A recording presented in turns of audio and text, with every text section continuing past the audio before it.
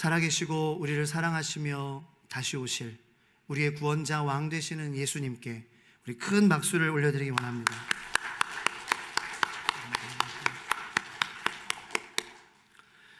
오늘 본문은 우리가 하나님 앞에서 무릎 꿇는 사람이 사람다운 사람인데 왜 무릎 꿇어야 하는지에 대한 이유를 고민하게 도와주는 본문 말씀입니다. 사랑하는 성도 여러분, 하나님만이 여러분의 주인이신 줄을 믿습니다. 하나님만이 여러분의 주인이신 줄을 믿습니다. 하나님만이 여러분의 주인이신 줄을 믿습니다. 하나님만이 우리의 모든 찬양과 영광을 받기에 합당하신 분인 줄로 믿습니다. 하나님이 우리의 왕이심을 믿습니다. 하나님께 찬양과 영광과 예배를 날마다 올려드리는 저와 여러분들 되시기를 예수 그리스도의 이름으로 축원드립니다. 하나님께서 에덴 동산에 왜 선악과를 두셨습니까? 보기 좋으라고요? 인테리어 때문에요? 아닙니다. 우리를 시험하시기 위해서도 아닙니다. 우리를 유혹하는 도구로 그렇게 마귀가 삼게 하기 위해서도 아닙니다. 선악과가 없다면 에덴 동산에서 아담은 마치 왕처럼 보였을 것입니다. 아담은 모든 동물들의 이름도 지어주었고 모든 것을 누리고 모든 것을 먹을 수 있었습니다. 다만 손대지 못하는 것이 하나 있었는데 그것은 선악과 뿐이었습니다. 그러니 선악과는 하나님이 이 세상의 주인이시고 왕이심을 나타내는 유일한 증표였던 셈입니다. 그런데 아담은 그것을 지키지 못했습니다. 이후로 이스라엘 백성들은 끊임없이 왕을 요구했습니다. 눈에 보이지 않는 왕이신 하나님 대신 눈에 보이는 왕을 달라고 요구하는 것입니다.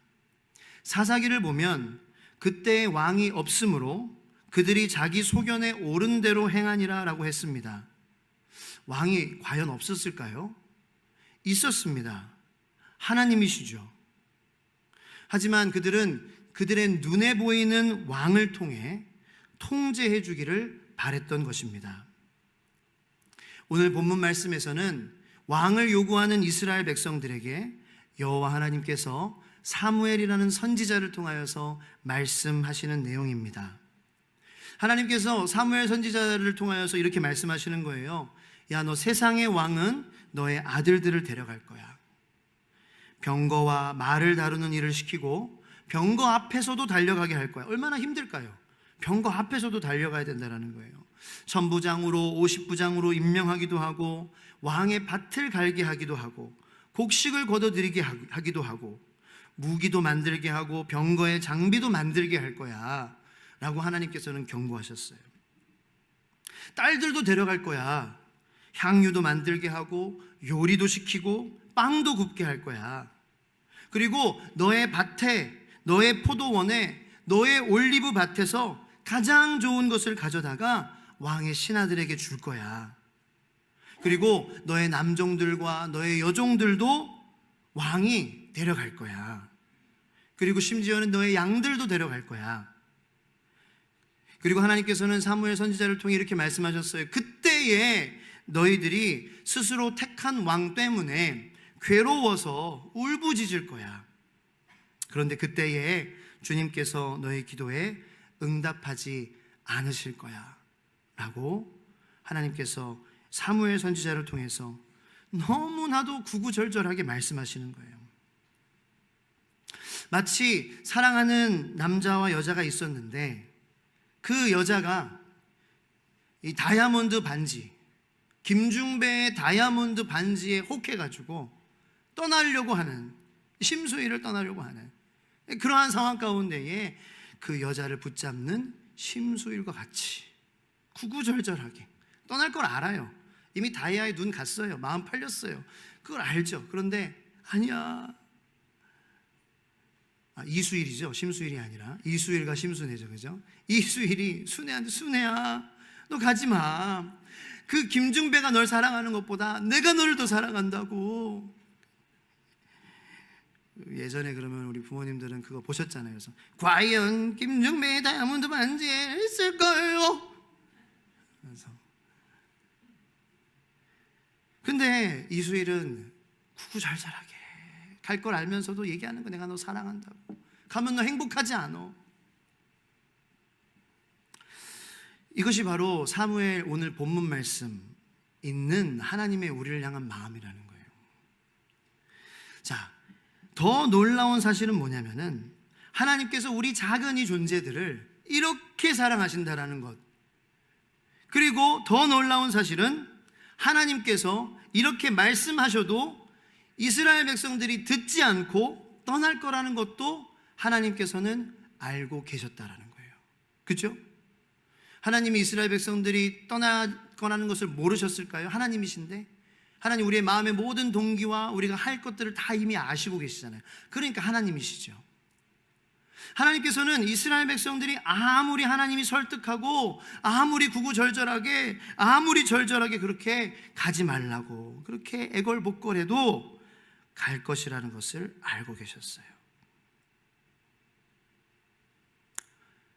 그리고 하나님께서는 놀라운 것은 대안을 준비하신다는 거예요. 그게 우리 하나님이세요. 우리가 하나님 말을 듣지 않을 걸 알아요. 그리고 고통받고 문제 가운데에 비명 지르고 나 다시 돌아갈래 하면서 힘들어할 거 알아요. 그것을 아시기 때문에 대안을 하나님께서는 준비하시는 거예요. 제 자녀들 중에 어린 놈이 심부름을 그렇게 가고 싶다는 거예요. 근데 부모님은 알잖아요. 지금 현재의 인간됨과 지금 동물됨을 왔다 갔다 하는 그 상황 가운데에 얘가 집을 못 찾아올 것이라는 것을 부모님은 직감할 수 있습니다. 아직까지 그런 방향 감각이나, 그리고 이제 비슷해 보이는 그런 아파트 건물들이 수많이 질비해 있는 가운데에 얘는 나가면 못 찾아온다. 분명히. 그런데도 고집을 부리는 거예요. 심부름 가야 된대요. 나를 제발 마트로 보내달래. 엄마 아빠의 내가 식용유를 사오겠다, 뭐를 사오겠다 그러는 거예요. 그래서 알죠. 얘 지금 고집을 부리는 거 보면은 내가 아무리 설득해도 너 가면 안 돼, 이놈 아저씨가 데려갈 수도 있어, 너 자전거에 치일 수도 있어, 수많은 그런 위험이 존재해, 너 그냥 집에 있어, 내가 갔다 올게. 근데 안 된다는 거예요. 가야 된다는 거예요. 그래서 저는 아무리 얘기해도 안 될 거라는 것을 알고 대안을 준비했습니다. 뭐냐면 미행을 해야 되겠다. 그래서 그게 아빠의 대안이었어요. 이제 어른들은 미행하면은 누가 뒤에서 따라오는 걸 알 텐데 아이들은 아직 그런 인지 능력이 발달되지 못해서 가까이 따라가도 모르고 제가 좀 두꺼운 사람이지만 저보다도 얇은 나무 이렇게 숨었는데도 못 보더라고요. 그래서 따라갔죠. 그래서 저기 다 자전거 오는 거예요. 오는 거 보고 자전거 오네, 이거 위험한데 제가 보나 안 보면 내가 얼른 가서 멈춰줘야지 하고 뒤에서 다 지켜보고 있었던 거예요. 내가 딱 나서서 뭔가 자녀를 구해줄 수 있는 딱 그런 거리를 유지하면서. 인간 아버지도 그래요. 하나님은 오죽하실까요? 우리가 하나님 아버지의 말을 듣지 않고 우리의 뜻대로 할 때에 하나님께서 너의 그 울부짖을 때에 네가 후회할 거야, 기도 듣지 않을 거야 라고 말씀하시지만 그건 속상해서 말씀하신 거예요. 우리의 기도를 안 듣는다는 게 아니에요. 하나님께서는 다른 방법, 다른 대안을 통하여서 우리에게 다가오시고 우리를 지켜주시기를 이미 결단하신 것이라는 거예요. 할렐루야. 그것이 우리가 믿는 하나님 아버지라는 거예요. 그 사랑을 더 알아가는 주일 되기를 축원합니다. 그 첫 번째 대안이 뭐예요? 바로 다윗 왕이었어요. 이스라엘 초대 왕은 누구였죠? 사울 왕은 참 좋은 점이 많았어요. 그리고 처음에는 성령의 지배함 가운데 성령의 감동으로 하나님께서 주신 왕의 자리를 감당했어요. 그런데 점점 성령 중심, 하나님 중심보다는 자기 중심적인 왕이 되어가고 있었습니다. 사실 그도 그럴 것이 참 잘난 것이 많은 사울 왕이었거든요. 우리 사람이 그렇게 잘난 것이 없어도, 그죠? 내 중심적인 삶을 사는 것이 우리들인데, 그렇게 잘생겼대요. 그렇게 참 이렇게 모습이 출중했대요. 그렇게 지혜로웠대요. 그렇게 똑똑했대요. 그러니까 사람들이 와, 우리 사우랑 이렇게 칭찬해주고 추스겨주니까 얼마나 마음이 구름 위로 붕 떠올랐을까요? 이제 내 중심적으로 나라를 다스리고 하나님의 백성을, 하나님의 나라를 다스리게 된 거예요. 그 다음 다윗 왕은 어떠한 왕이었냐? 하나님 중심적인 왕이었어요. 하나님 중심적인 왕인 다윗으로 인하여서 나라도 하나님 중심적인 나라가 되었습니다. 그러므로 그 나라들, 주변 나라들 가운데에 강대해졌어요. 살기 좋은 나라가 되었어요. 백성들은 평안했어요. 하나님을 평안히 예배할 수 있었어요. 그런데 다윗의 이 하나님 중심적인 삶이 흔들리기 시작하므로 나라가 흔들리기 시작하고 백성들이 흔들리기 시작하며 심지어는 그 다윗의 가정도 흔들리기 시작했다라는 것입니다.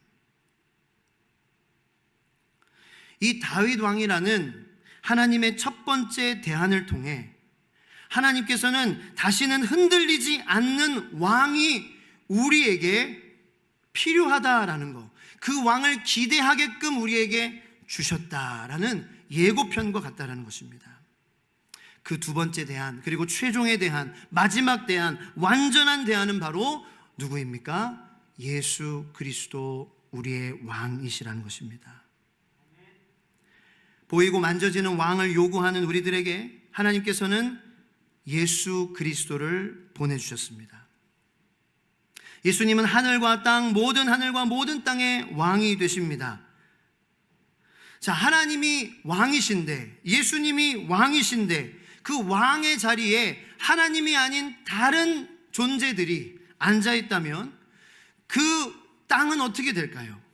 하나님이 다스려야 될 그 나라에, 하나님이 다스려야 될 우리의 삶이, 하나님이 다스려야 될 이 교회가, 하나님이 다스려야 될 우리의 가정들에 하나님이 왕으로 되시지 않고 내가 왕으로 있다거나 아니면 다른 어떤 존재들이 왕으로 있다면 어떤 일이 벌어질까요?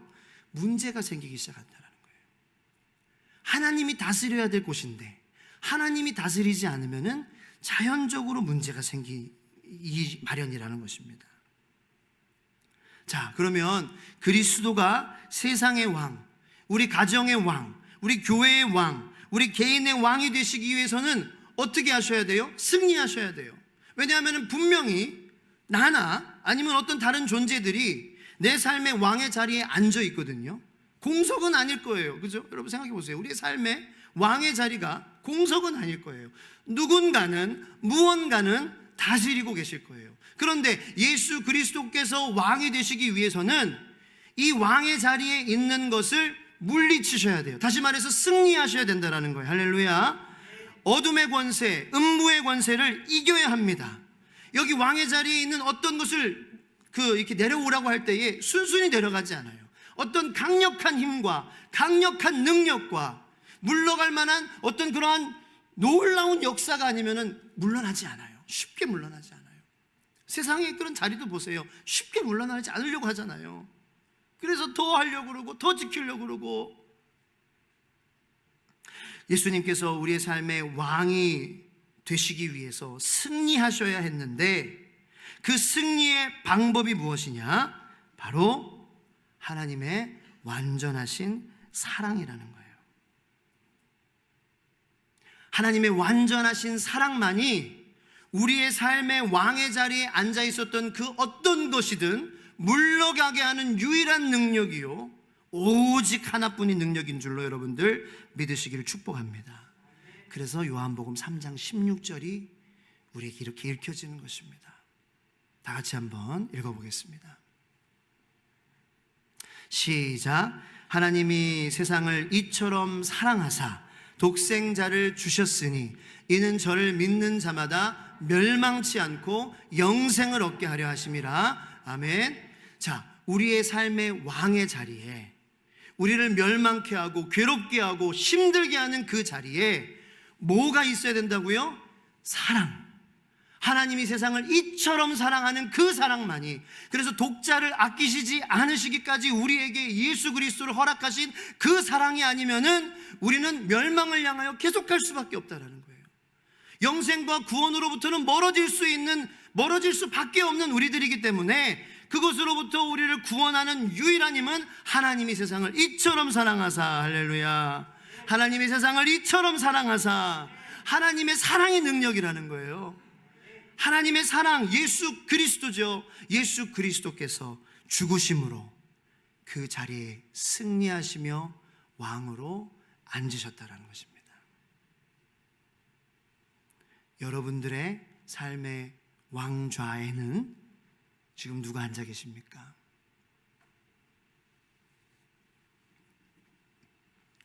완전한 사랑, 절대적인 사랑, 흔들리지 않는 왕 예수 그리스도가 앉아 계심을 선포하시기를 축원합니다.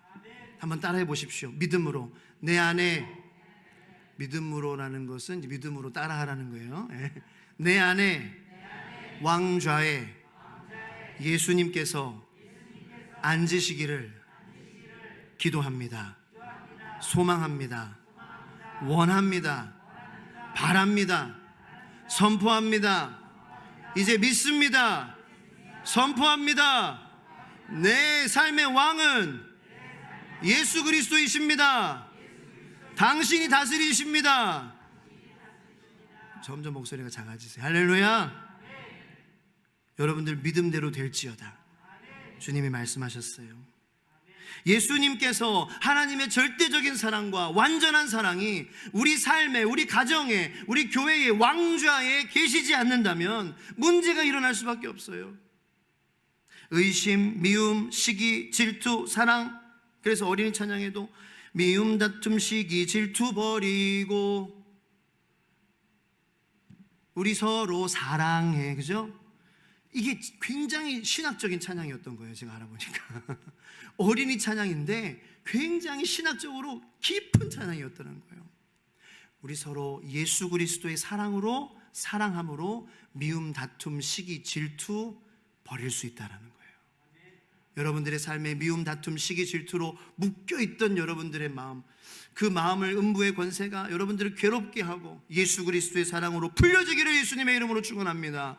자유하게 되기를 축원합니다. 해방되기를 축원합니다. 예수님의 사랑으로 서로 사랑하는 가정 되기를 축원해요. 부부가 더 서로 사랑하시길 축원합니다. 부모와 자녀들이 더 서로 사랑하기를 축복합니다.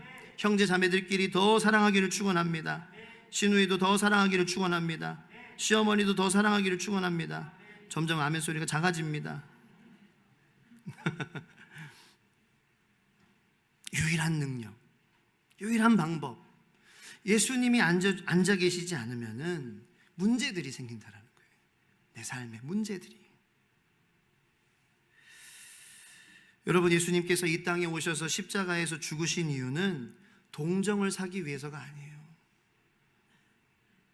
어떤 분들은 이렇게 예수님을 물론 예수님 십자가 예수님 모습을 보면서 정말 마음이 찢어지도록 아픈 거, 그건 나쁜 건 아니에요.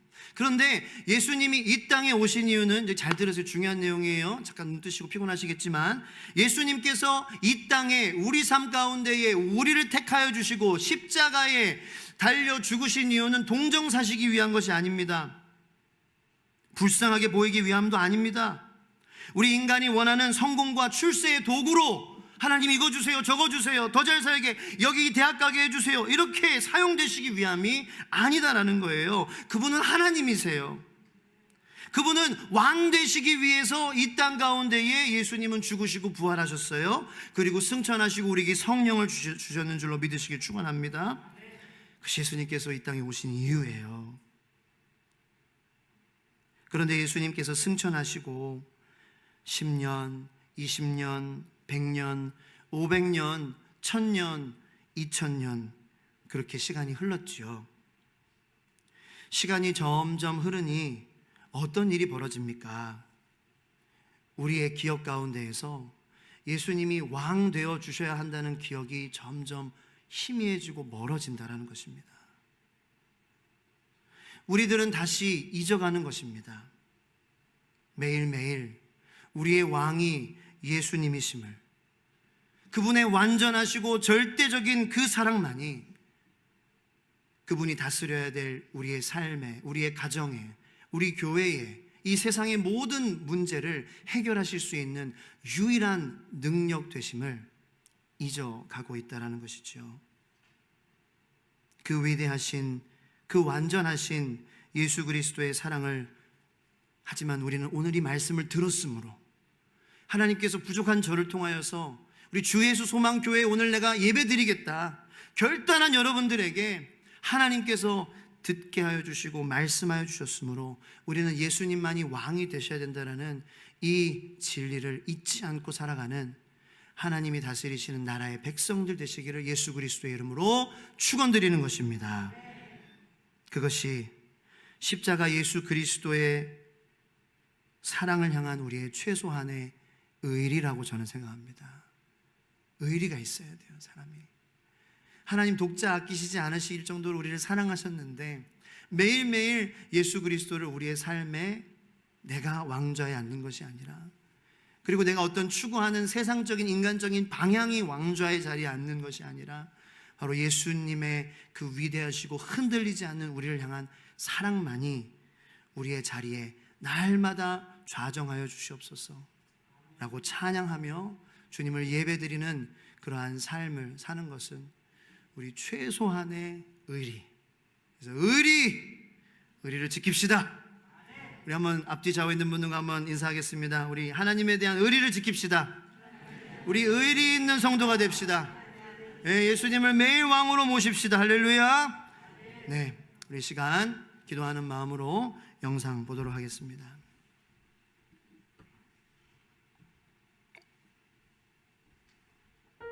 주